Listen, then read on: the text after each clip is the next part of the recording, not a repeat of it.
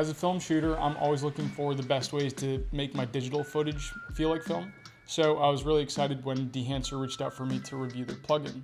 Dehancer is a film emulation software that has a lot of different ways to customize film looks and generate LUTs. It's compatible with any editor of your choice and even has a mobile version for your phone. So I'm gonna demo it here, share some thoughts, and compare it to some actual film footage that I shot. Now, if you like the software and you want 10% off, I do have a discount code in my description that you can use. Setting a look in Dehancer is really simple. You're gonna first select your source camera, then you pick your film stocks, of which you have a negative film stock option and a print film stock option. You can make some exposure and color adjustments. Then you can add the different film elements and characteristics to your taste, such as grain, halation, gate weave, film breathing, and one of my favorite, overscan. I'm gonna be using DaVinci here. I'm gonna start with this clip of the boat in the water since it has a lot of reflections and highlights. I feel like that's a good place to start. So first we're gonna select our source camera. Here I shot in the FX3. For a negative film stock, I'm gonna choose Kodak Vision 3 250 Daylight, since that's a film stock I'm really familiar with. Film developers, your opportunity to make any exposure adjustments, but I feel like we're pretty good here, so I'm gonna skip over that. Now, film compression is one of my favorite features, and it takes the harsh edge off the highlights, makes them a little bit softer, so we're gonna leave that on. And then we go to our print film stocks. So you'll notice if I select, say, Kodak 2383, that's gonna add a little bit more color and contrast to the image. So the difference between these two different film options is one is simulating the negative film stock you would have shot on, and then the print film stock. So if you're shooting on film, say 250 Daylight, you get back an image that's log and pretty flat. So that's what that first film stock option is doing. It's selecting the film stock, but it's opening up your image so that then you can choose a print film stock that like pulls it all down, adds some color, adds some contrast. So I'm gonna choose Kodak 2383 and make some minor exposure adjustments, bring up the color density, and hit the analog range limiter, which is another way of compressing your highlights. The color head here is simulating what you would have had with your printer lights back in the day. So this is your opportunity to make some color adjustments, even though it's pretty rudimentary. For film grain, I'm gonna choose 35mm 250 ISO. What I'm going for here is a fine 35mm look, nothing too aggressive. I feel like that grain is pretty harsh though, so I'm gonna pull it all down. I'm gonna go to maybe 2%. That feels better. Next, we're gonna add some halation, and that's pretty intense off the bat, so I'm gonna drop that down to about 50. Keep it on Super 35. Blooming, I don't usually mess with too much, so I'm gonna leave that off. As well as the film damage, we'll leave that off. Film breathing, I think, is a really interesting element. It's not giving you gate weave as movement, but rather it's giving you that subtle flicker or change of exposure that you might get shooting on film. So I'm gonna enable that, but put it super down low to like 20%. And ignore gate weave as well, since we're going for something that's a little bit more fine. I love the overscan option. Here I'm gonna choose 185 and scale it to our frame. Now here, I wish I had more options to position this to my liking. I hate that you can only scale the thing in and out versus being able to move it left or right or up and down. Then we're gonna defocus this by about 25%, or maybe 20%. Then finally, let's add a vignette. Helps everything look a little bit more filmic. This is our first pass, doing a film look that's completely just within the plugin. And I think that looks pretty nice. It definitely, when you compare it to the digital footage, it definitely takes the edge off. Now you can pretty much create a full look just in Dehancer itself, but I do feel like sometimes you're a little bit limited when it comes to your color and your exposure control. So I'm gonna show you a custom workflow that I do that lets me use it in conjunction with my own LUTs. Now, because all these film elements can be isolated and used separately, that's what allows you to make your own custom workflow. So I'm gonna show you that here.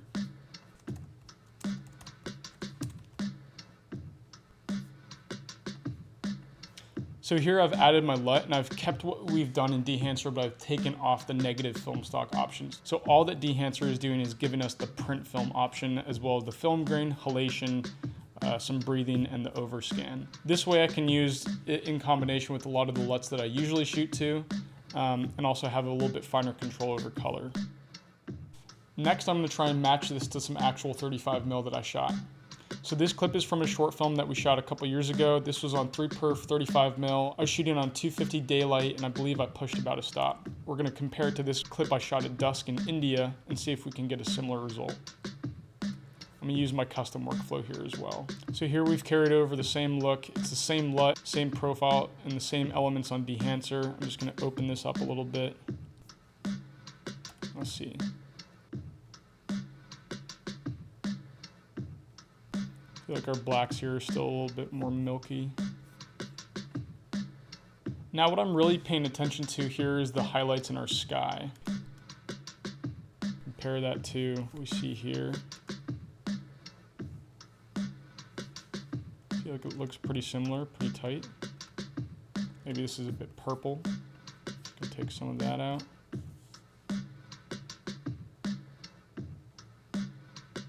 Yeah, all right.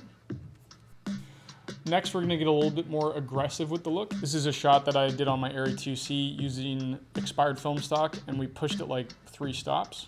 Really grainy, really milky, really kind of low contrast. So let's see if we can mimic this on this shot I did here on my FX3. Adjust our exposure a little bit, take down this LUT slightly.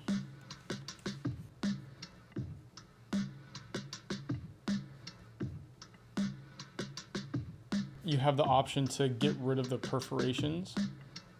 Just take them off. Slide our image over a little bit. And here we really need to up the grain a little bit. Instead of doing 250 daylight, let's go 500 on 35mm at 50%.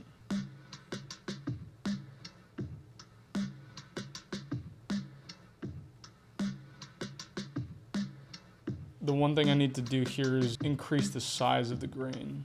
Take it from 16, we'll double that to 32. I feel like that's looking pretty good now. All right, let's push this to the limit a little bit. So this is a clip from a music video I shot. We shot the film backwards and scratched it up a bit, so it's pretty much as dirty and as f***ed up as it can get. But I shot the same setup on my FX3, so let's see if we can match the two. I'm gonna try and do this look completely in Dehancer. We shot 500 tungsten on 16mm, so I'm gonna select 500T Vision 3. Do some contrast. For print film, I'm gonna select 2383. Increase the contrast and add the analog range limiter. I'm gonna come back to color head in just a moment. For film grain, I'm gonna select 16mm 500T or 500 tungsten. I compare that to this. Oh boy. I think I'm gonna up the size of the grain just a little bit. Go from 25 to 35. Yeah. Let's add that halation, drop that to 50, and put that on Super 16. Add some bloom to soften it up. Add some film breathing, put that at 50. We'll add a little bit of gate weave at 25%, and then add our overscan.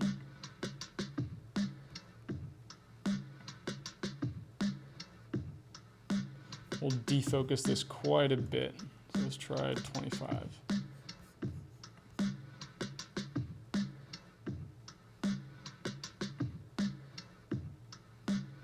Need a little bit more gate weave here. So let's jack that up to 50.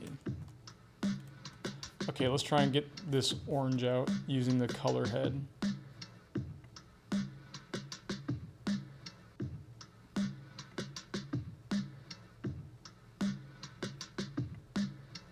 So I went into curves to nudge that a little bit more red. And lastly, I feel like we need to take down the exposure a little bit. So I'll go into the print film. I'll drop it down just a smidge. I was pretty underexposed, so. All right, sweet. Color-wise, this is looking pretty good to me. Now it's time to try and dirty this up and add all this damage. Let's see how this does. It does have a film damage option. Or let's select Super 16 and go into custom here. What we saw was a lot of dust and a lot of scratches, not a lot of hairs. So I'm gonna up our dust amount to about, let's try 50. Dust and scratches are going full amount, full scale. Okay.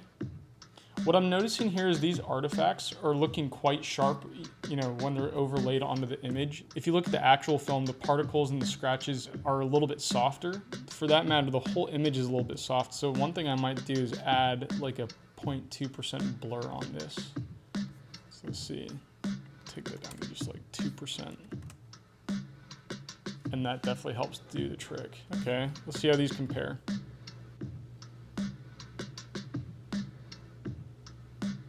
I don't think we're gonna get there fully, but I mean, this is a hard clip to compare to because you're rarely gonna have your footage looking this messed up. We kind of did the maximum here.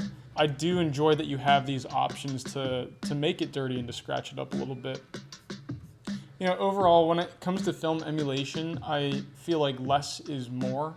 When I'm comparing it to actual film that I've shot, you know, the grain and the halation and all these elements that we associate with the film look are a little bit more understated.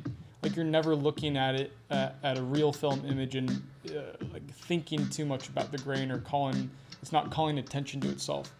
That's what I feel like the mistake is with a lot of film emulations. And this is up to the user, of course, but I feel like a lot of people are making really heavy emulations that call attention to itself. So whenever I'm trying to make a film look, I'm always trying to make something that's a little bit more understated. You know, one of the things I feel like you still can't replicate on digital are these types of flashes and anomalies that you get in between takes. It'd be really excellent if Dehancer could add a feature to customize something like that in the future. That'd be really cool. What I think works about this software is that you're replicating the film process. I really like that you can choose a negative film stock, adjust your exposure and color like you would with printer lights, then go on a print film stock. In this sense, I feel like it's putting you in the mindset of how you would have had to process an image if you were shooting on film and finishing on film back in the day. I love that you can easily customize your workflow, whether it's creating a look completely in Dehancer or using it in combination with your own LUTs. I love that you can customize that to your taste. Some of my favorite features are the film compression, which compresses your highlights to get a really soft roll off and take that digital edge off. The overscan option is great. It's one of my favorites, but I wish that you had more positioning options. Right now you can only scale it in or out. I wish that you could have the option to nudge it left, right, or up and down. Where I think this lacks is actually in the film emulations themselves, specifically for all the negative film stocks, and to be even more specific for Vision 3 stocks.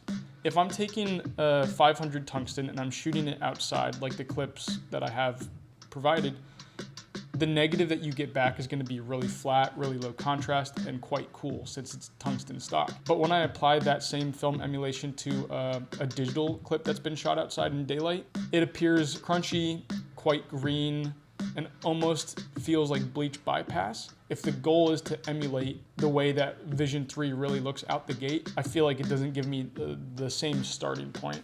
And then the grain is a bit aggressive.